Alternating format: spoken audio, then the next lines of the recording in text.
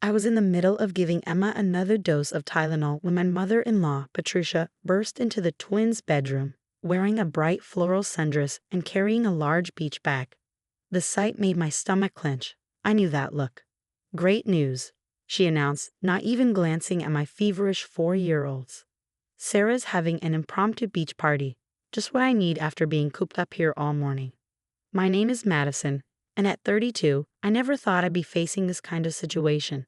I looked at my twins, Emma and Liam, both burning up with 102-degree fevers, their usually energetic faces flushed and miserable. "Patricia," I said, trying to keep my voice level, "you can't leave. The kids are sick, and I have an important virtual meeting with a client in an hour. You promised to help today while James is away."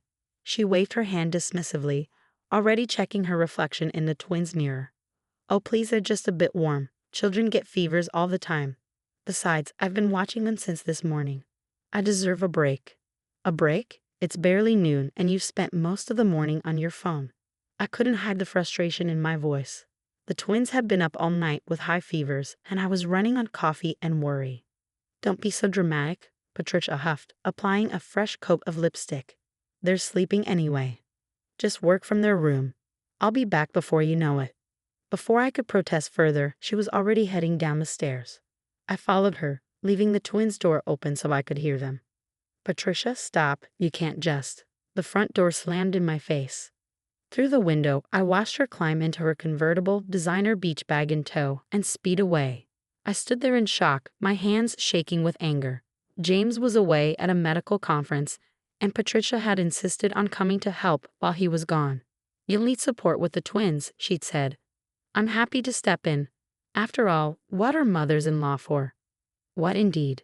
I hurried back upstairs to check on the twins. Emma was finally asleep, her favorite stuffed giraffe clutched tight, but Liam was awake and whimpering. "Mommy," he croaked, "I don't feel good." "I know, baby." I pressed a cool cloth to his forehead, my heart aching. "Mommy's here." My phone buzzed, a notification from Facebook. Patricia had just gone live from the beach. "Best day ever," she posted, posing with a cocktail. "Sometimes you just need to escape." I watched in disbelief as she proceeded to post photo after photo. Here she was lounging on a beach chair, there dancing with her friends, all while my children lay sick at home. "Having the time of my life." Read another post. "Nothing better than spontaneous beach parties with my girls. #bless, #beach life, #no responsibilities." No responsibilities. The words made my blood boil. The next hour was a blur of juggling my client meeting via laptop while constantly checking on the twins. Their fevers weren't breaking, and I was getting worried. Emma had started coughing, and Liam could barely keep water down. Then came Patricia's most outrageous post yet, a selfie with a group of women, cocktails raised high. Who needs sick kids when you can have sick parties? #Serenassery, #living my best life. That was it. Something inside me snapped. With trembling fingers, I screenshotted every single post, every carefree photo, every callous comment. Then I opened my phone and made a call. Not to James, not yet. He was presenting at the conference today, and I wouldn't disrupt that. No, I called someone else, someone I knew would want to see exactly what kind of person Patricia really was. "Hello, Margaret. This is Madison. Yes, I know you're at the country club board meeting. I'm so sorry to interrupt, but I thought you might want to see what your dear friend Patricia is up to today. You know, the one who told you she couldn't attend because she was caring for her sick grandchildren." Margaret, the president of the local country club board and Patricia's closest friend, went silent as I sent her the screenshots. "I see," she said finally, her voice icy. "How interesting. And the children?" "Running high fevers while she posts about her #best day ever." I replied calmly. "Thank you for bringing this to my attention, Madison. The board will be very interested in this demonstration of character." I hung up and turned back to caring for my children, a small smile playing on my lips. Patricia's precious country club membership, the one she bragged about constantly, the source of her social status. Well, let's just say the board took their moral character requirements very seriously. Hours later, as the sun was setting, I heard Patricia's car pull into the driveway. She stumbled through the front door, cheeks sunburned, reeking of alcohol and coconut sunscreen. "What a day," she announced, dropping her beach bag on the floor. You really missed out, Madison. Sarah knows how to throw a party. I looked up from where I sat between the twins' beds, still pressing cool cloths to their foreheads. Hope it was worth it, I said softly. Oh, it absolutely was. She kicked off her sandals, oblivious to my tone. Best day ever. I smiled, thinking of the email I'd received from Margaret just minutes ago. We'll see about that. Patricia had no idea what was coming. Sometimes the best revenge isn't immediate. It's letting someone dance their way right off a cliff they don't even know is there. The next morning, Patricia stumbled downstairs around 10 a.m., wearing her designer silk robe and nursing what I assumed was a massive hangover. I was in the kitchen, finally getting a moment to make some coffee after a sleepless night with the twins. Hugh, could you not run the coffee grinder so loud? She groaned, sliding onto a bar stool. My head is killing me. I continued grinding the beans. Rough night. Worth it though, she smirked, reaching for her phone. Let me show you the rest of the pictures from yesterday's. Wait, what? I glanced over. Patricia was frantically scrolling through her Facebook feed, her face growing paler by the second. My posts, they're all gone, and I can't access the country club's private group anymore. There must be some mistake. She looked up at me, confusion clouding her features. The system must be glitching. Just then, her phone buzzed with an email. I watched as she opened it, her hands shaking slightly. Dear Mrs. Patricia Wheeler, she read aloud, her voice growing increasingly panicked. We regret to inform you that your membership at Rolling Hills Country Club has been suspended pending review by the board. Recent events have brought into question your alignment with our club's values and moral character requirements. She dropped her phone like it had burned her. This can't be happening. Margaret wouldn't. Margaret saw everything, I said calmly, pouring my coffee. Every post, every photo, every hashtag about choosing parties over sick children. The board was quite interested in your definition of family values. You, Patricia's face contorted with rage. You sent them my posts. How dare you? I was just having a little fun. Fun? I set my cup down hard enough to make her wince. While you were having fun, I was up all night with Emma and Liam. Their fevers spiked to 103. I had to cancel my client meeting to take them to urgent care, alone. The color drained from Patricia's face. Urgent care? Are they? They're finally resting, thanks for asking. The doctor said it's a severe case of the flu. You know, the thing you dismissed as just a bit warm before you ran off to party. Patricia stood up, swaying slightly. I'll just explain to Margaret. She'll understand. We've been friends for 20 years. We're friends, I corrected. She was particularly interested in the post where you bragged about lying to her about caring for your grandchildren. This is ridiculous. Patricia's voice rose hysterically. I'll call James. He'll fix this. Already done, I replied, pulling out my own phone. I sent him everything this morning. He should be calling any minute. As if on cue, Patricia's phone started ringing, James's photo lighting up the screen. She grabbed it desperately. James, honey, your wife is being completely unreasonable. She trailed off as James's voice came through, loud enough that I could hear his anger. What were you thinking, Mom? You abandoned my children while they were sick. To go to a beach party? I didn't abandon them. Madison was there.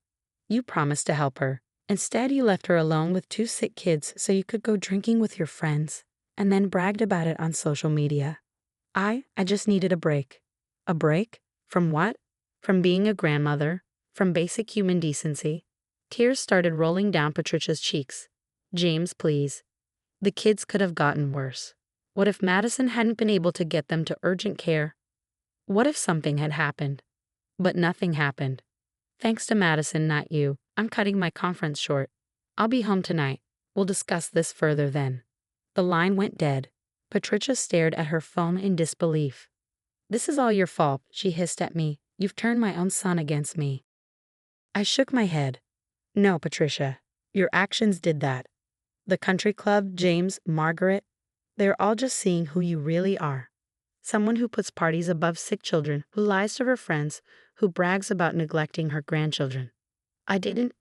Best day ever, I quoted. Nothing better than spontaneous beach parties. Who needs sick kids when you can have sick parties? Your words, Patricia. All there in black and white. She crumpled into the chair, mascara running down her cheeks. my reputation, the country club, my friends. Maybe you should have thought about that before you left my children alone while they were sick. I started walking out of the kitchen, then turned back. Oh, and Patricia, you might want to pack your bags. James mentioned something about you finding other living arrangements. I headed upstairs to check on the twins, leaving Patricia sobbing in the kitchen. Her perfect world was crumbling, and for once she had no one to blame but herself. As I sat between my children's beds, gently stroking their hair, I realized something. Sometimes the best revenge isn't about getting even. It's about letting someone's true colors show themselves to the world.